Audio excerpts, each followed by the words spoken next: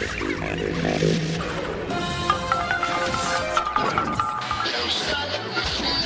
all have it wrong? Are we doing more harm to each other than Jesus really?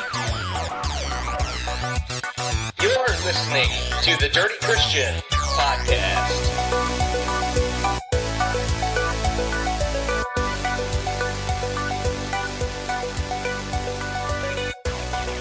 Hey everybody, welcome to episode 120 of the Dirty Christian Podcast. I'm Drew, and I am the Dirty Christian.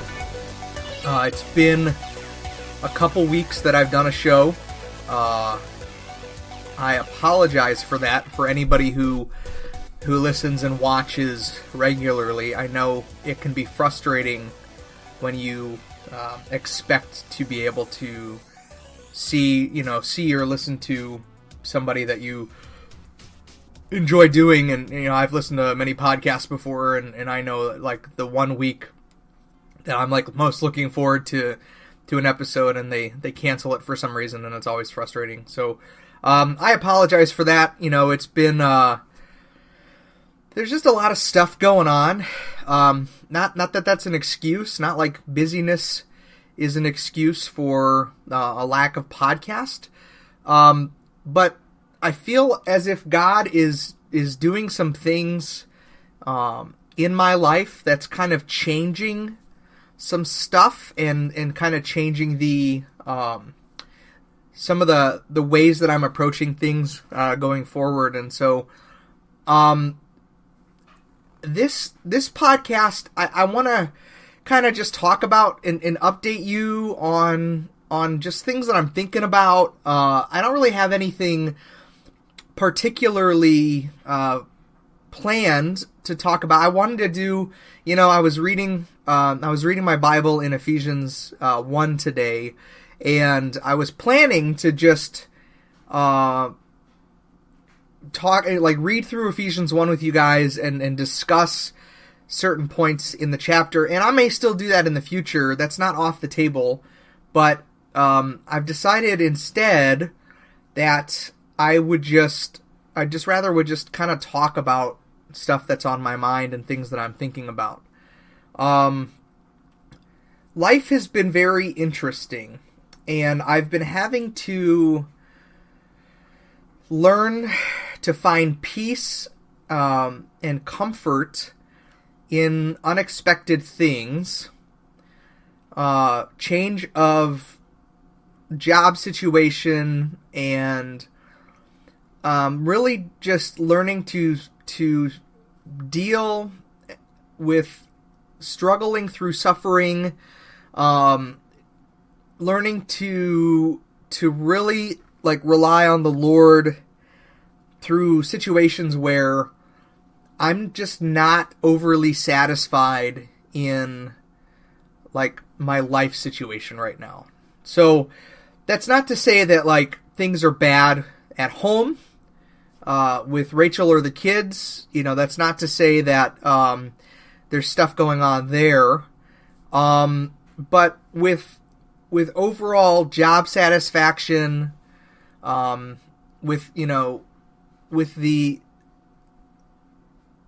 really believe that the Lord has given people, particularly men, a real identity in their job. And a lot of the satisfaction that they do have in their identity comes from the work that they do and the satisfaction that they have in the job that they perform.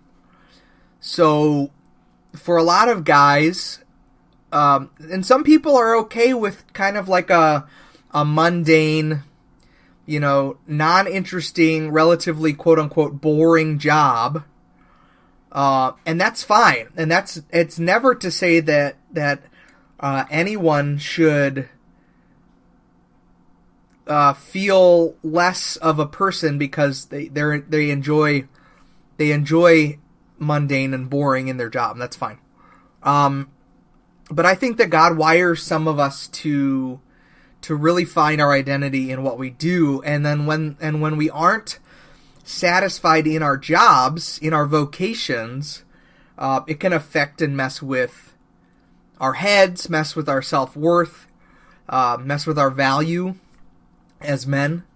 And so I think for me, I've been really struggling with just going through the motions day in, day out, still dealing with some clinical anxiety stuff, still working through that, with a counselor and things like that.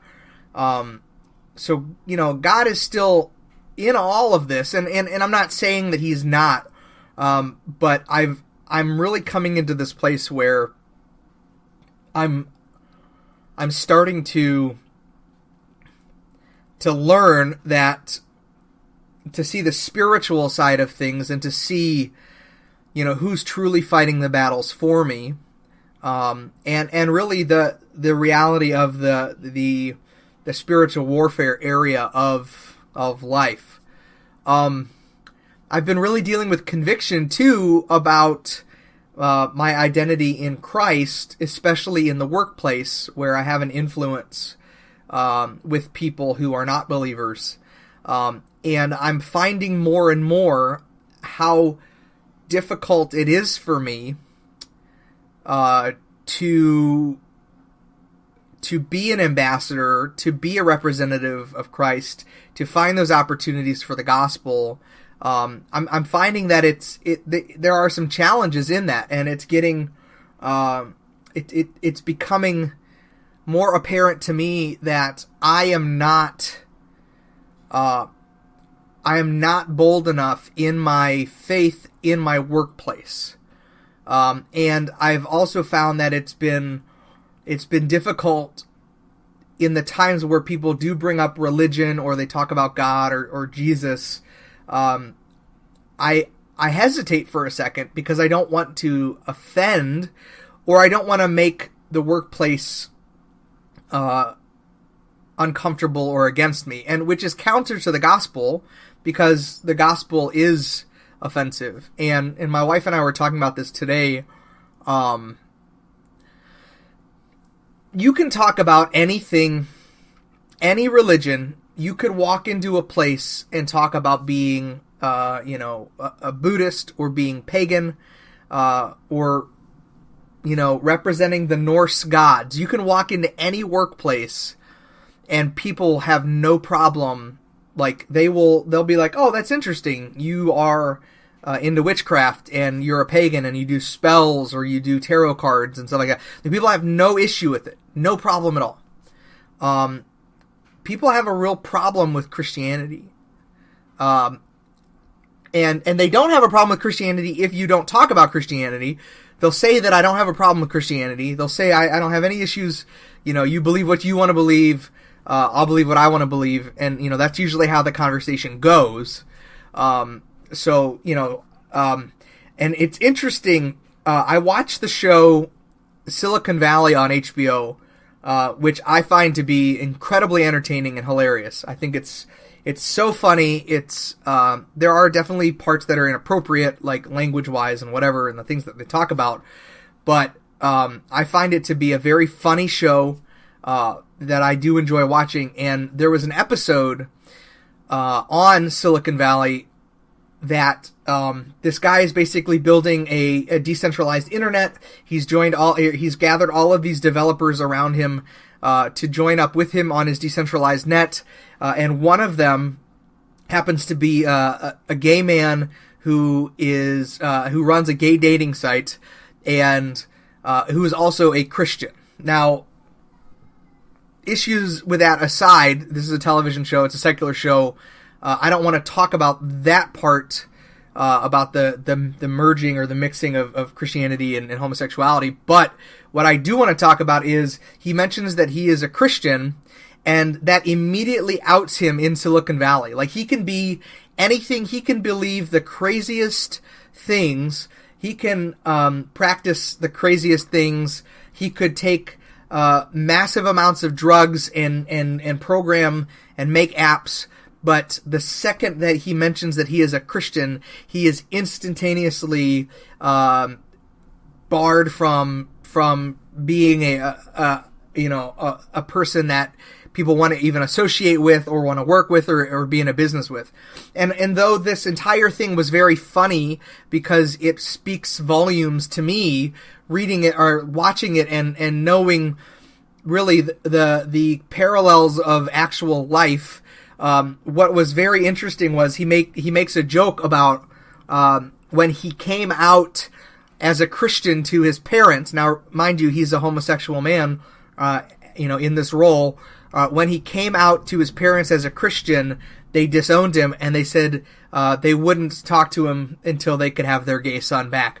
Which, that parallel is interesting, because if you think, for a lot of people who struggle or battle with homosexuality, when they come out to their parents, or they admit that they have these desires to their parents, but they come from a conservative standpoint or a biblical household, or a Christian household, it's usually the opposite. They're usually disowned, and told, go away, I don't want to have anything to do with you.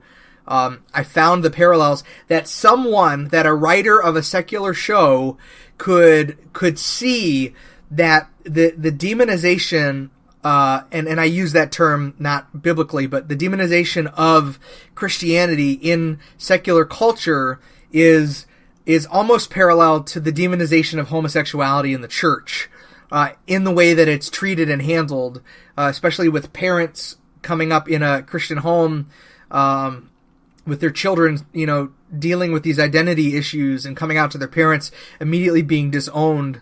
Which I think the church as a whole can say, we didn't handle that well. We have not, historically handled homosexuality well. We have not handled people who identify as homosexuals well, and the way that the church has historically treated them,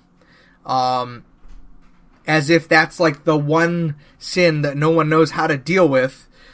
We've just not done well. And so now I feel like, in the sense of persecution, the church, people that are Christians, for some people, it is a stigma that makes it very difficult to be open about your faith. Because again, you can be any religion. You could be anything, and people will not have an issue with your. You could say, well, on occasion, like in the military, if you are Native American and you, and one of your religious rituals is to take peyote, the military allows you to do that once a year, or whatever the timeline is for your beliefs. You could be anything other than Christian. Because, and here's the reason, guys. I mean, there is a reason behind this. First and foremost, the gospel is offensive. Jesus Christ is exclusive. Christianity is an exclusive religion. Christianity claims that what we believe, and that Jesus Christ being God, means that every other religion is false. That the Jewish faith is false. That the Catholic, well, not all Catholics, I believe there's some Catholics are Christians, but that Muslims are false. The exclusivity of Jesus' own words, that no one can come to the Father except through him, limits and completely disestablishes the ability for an inclusive faith. And the problem is that more people in the church that take this stance, they find that their numbers go down, their money goes down, their dialogue with other people will go down, because it's considered hateful. It's hateful to not be inclusive. Now, the difference between, going back to homosexuality, the difference between being an exclusive faith and in being inclusive in terms of anyone comes into church, anyone should hear the gospel, anyone should be welcomed into a setting where the gospel is preached, is how we handle sin, right? We are inclusive in the sense that all forms of sinners God calls to himself. But in that sense that God only calls people to himself through Jesus Christ, makes it exclusive. So again, it's inclusive in the fact that God can call any type of sinner to himself. The inclusive part, or exclusive part, is that God only calls people to himself through Jesus Christ and no other faith. No other religion, no other belief, just Jesus Christ. So that's a big part of why Christianity is very hard to swallow. It's why it's very offensive to a lot of folks, because of the exclusivity that Jesus Christ is truly the only way, and no one can come to the Father except through him. Only he can forgive sins. No work can be done. Only what Christ did on the cross was sufficient to satisfy God's wrath towards sin.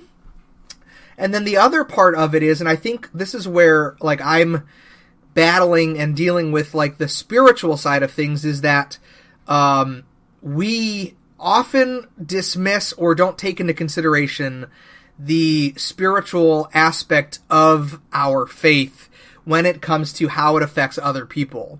Now, this is where I think a lot of charismatics and folks in the Pentecostal church get some things right in their focus of spiritual warfare and the spiritual realm outside of our physical realm. And I wish that more people in the Reformed community would be more open and susceptible to the work of the Spirit and seeing how God deals with people in the Spirit and on the spiritual side.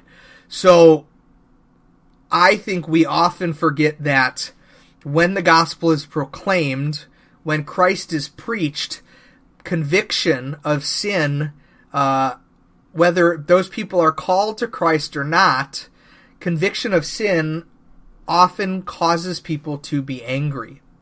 It causes a feeling and a frustration for folks because Christ going forth, and the Bible tells us that his word never returns void. It never returns to him empty.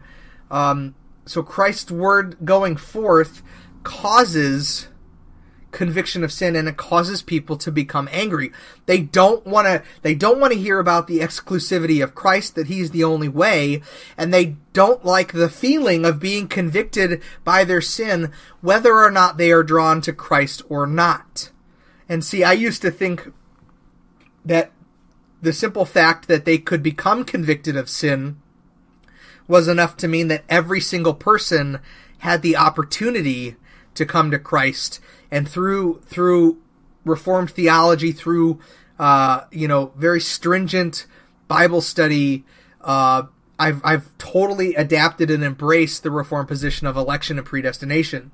So that doesn't negate the fact that we have to preach the gospel, because we don't know who those people that God is calling are being called. So we preach the gospel to everyone, and we believe that God does the work, which I think everybody, even before I was Reformed, I absolutely believe that it was God who actually did the calling, who actually drew people to himself. I never felt like it was any type of power that I had on my own. I believe that it was completely and utterly the power of God.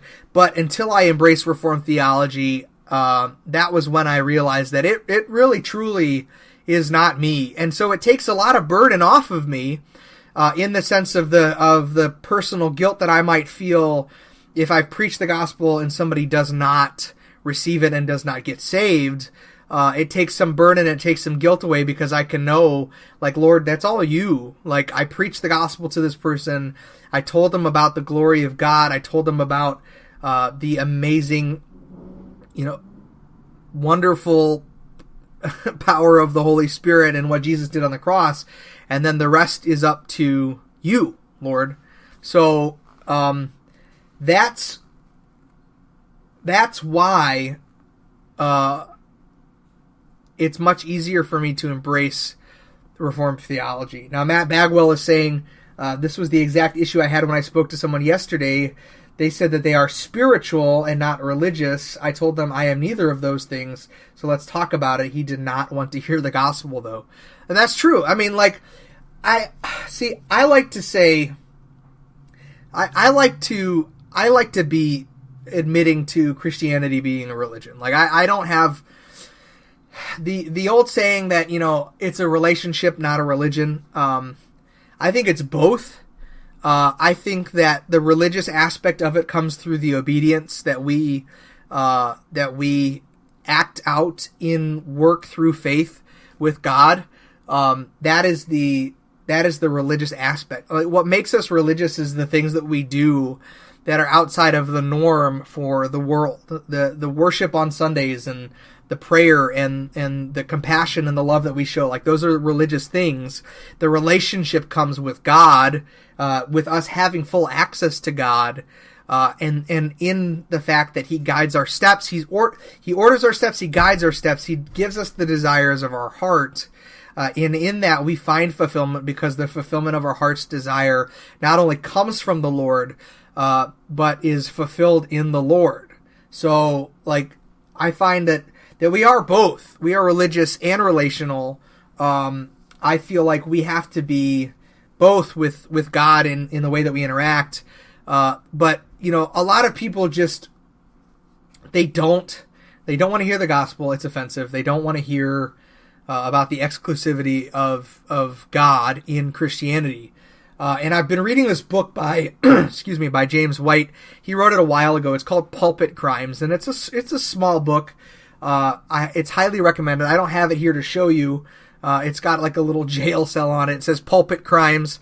But I would recommend, if anybody's looking for some like motivation to adhere to solid doctrine and to sola scriptura, I would really recommend reading this book, because it does a good job in convincing others to stay the course with your convictions, to stay the course in preaching the gospel. But it also gives some really interesting examples of people who proclaim to be Christian, but then say some very inclusive things about the gospel. And there's this one speech that was given by somebody, I don't even know who it was that gave the speech, but it was very interesting that he spoke on how he just could not see the God of the Bible not loving Christ, the God of the Bible not loving Muslims or Jews or Buddhists, and essentially saying that all of those were a way to worship God. They just didn't know yet that they were worshiping God. And so he basically says that, that verse in John where Jesus says that I am the way, the truth, and the life. No one can come to the Father except through me.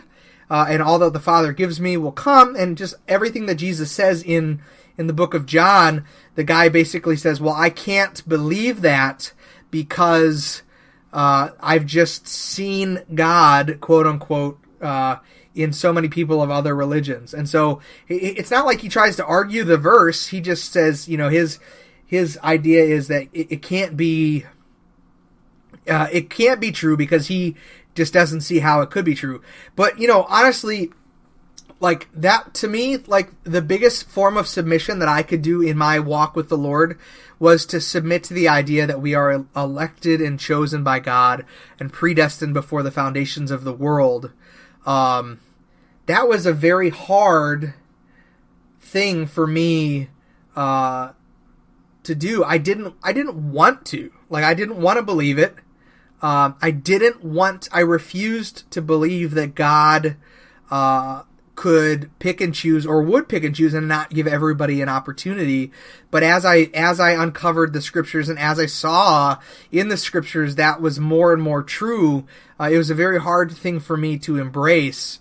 But ever since I have, it's given me so much grace. It's made me love the Lord so much. It's given me so much peace. And it's really shown me the mercy of God, because I've seen that it is not of my own doing at all. The faith that I have even comes from God. Brian Hickey says, was it not Tim Keller who, when discussing religion, said, I'm loved, so I obey. That's the gospel. I obey, so I am loved. That's religion. What do you think about that? Yeah, I mean, I think I think there are various ways to describe, Brian, and thank you, good question. I think there are various ways to describe religion. I think Keller is responding to the secular view of religion. And I think he is responding to the question of, I'm religious because I do these things. That these things make me religious, so then I please God. You know, the Jews and the Pharisees and so many people have this works-based salvation. Even Catholicism, even the Mormons have this works-based this works-based religion in which their obedience earns them love from God. We do obey. We are loved by God, so we obey. But He has put the Spirit in us that has motivated us to be obedient. So we are not even obedient on our own accord. It's the Spirit of God that causes us obedience. It's the Spirit of God that convicts us of sin, that causes us to repent, that causes us to ask forgiveness, that causes us to love others. It's not on our own accord that we are loving. Like, sure, we can be kind to people. We can be civil with people without Christ. We can be morally kind, but we can't truly love. And true love is being willing to lay down your life for a friend. True love is willing to make that sacrifice, and willing to go and ask forgiveness, to admit your wrongdoings, to confess your sins to each other. So I don't have a problem with people saying that they are religious and relational with God, because I don't necessarily think there has to be a difference. I don't think there has to be a divide there. I think you can be both. So that's my answer there for you. And I think it was a good question. Valid question regarding the conversation at hand, and I really appreciate that. So if I think that's about it for the show, guys. I haven't plugged the website, but it's thedirtychristian.com. You can also go to youtube.com/thedirtychristian. The podcasts are uploaded on audio there, but they're also on Podbean, so you can listen to them and download them to your phone there for free. All the podcasts are free. Everything that I do is free. If you want to support it, though, if you want to support what I do with the show or anything like that, or if you want to buy a t-shirt, that puts like 99 cents in my pocket every time you buy a shirt. Or if you want to support me on Patreon, you can go to patreon.com/thedirtychristian. And that's a monthly donation of a way for you to support me. And then, of course, on Facebook, if you're not following me on Facebook yet, go to facebook.com/thedirtychristian. That's where most of the magic happens. That's where I live stream. That's where I post memes and all that other fun stuff online. So I love you guys. I'm glad. I'm very happy with the way that the discussion went today. I didn't plan to really talk about this type of stuff, but I feel like it was necessary, and I think it was good. So I love you guys. I thank you so much for watching and tuning in. I hope you have a great rest of your day. I'll close the podcast out. I'll leave it open for 5 more minutes for questions or comments if you want to have a dialogue with me. And I'll take any of your questions, but I'm going to go ahead and close out the show. Love you guys. God bless. Dirty Christian out.